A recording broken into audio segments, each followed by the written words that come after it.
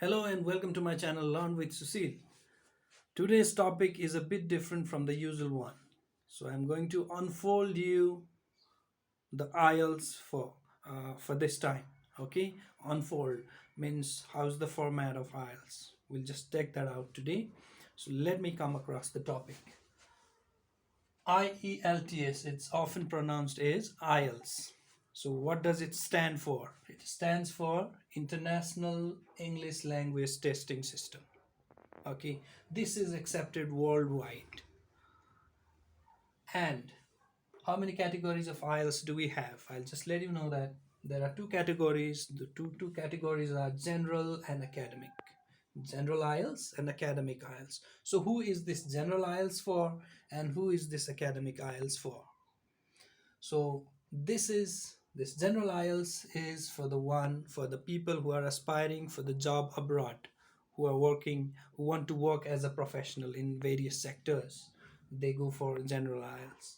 And when it comes to academic, it's of course for students who want the study visa for um, various universities abroad, especially in English speaking countries. But even these days what has happened is even the non-English speaking countries, they have put IELTS as a criteria for the students to get through the visa process. Okay, so language learning, this is about language testing system. So when it comes to learning language, there are four aspects to any language. So here we have under those four aspects, we have listening, we have reading, we have writing and speaking. So you have to take the test based on listening, reading, writing, and speaking skills. You'll be tested for all this. So these first two, listening and reading, they fall under receptive skill.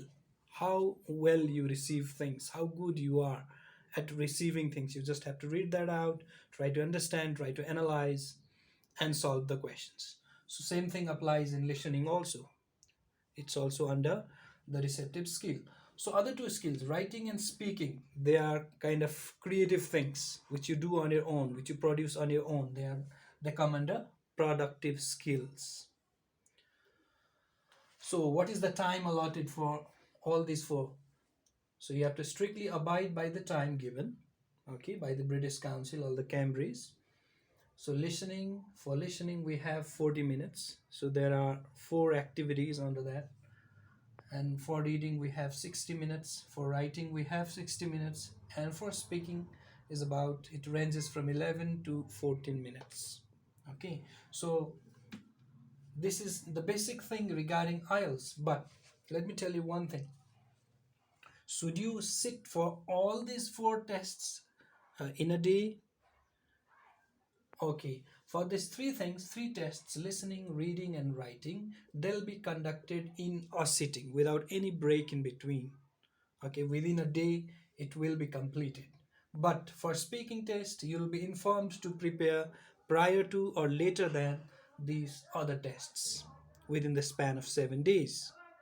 But when it comes to IELTS, what you have to understand is there's no such thing called one size fit for all. I mean, there is no any secret which works for all when it comes to scoring in IELTS. Okay, it differs from person to person. Suppose if I'm very good at speaking, I may not be very good at writing. So there are other skills to be tested as well. So we have to know ourselves first, what our strengths are, what our weaknesses are. On the basis of that, we just have to prepare for IELTS. But of course, what matters is how you prepare for the examination. It's not that if you have a high level of expertise over the language, then you are likely to score more. Of course, you may be likely, but it cannot be guaranteed that your score is going to be higher than the average. It's all about how sincerely you practice.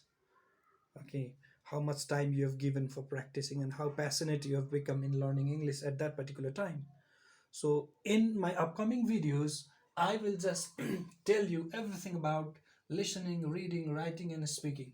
In each one of the videos, I will do listening, reading, writing, and speaking. So you'll prepare for IELTS very easily. You'll find it very much helpful. So thank you. Do subscribe my channel. See you later.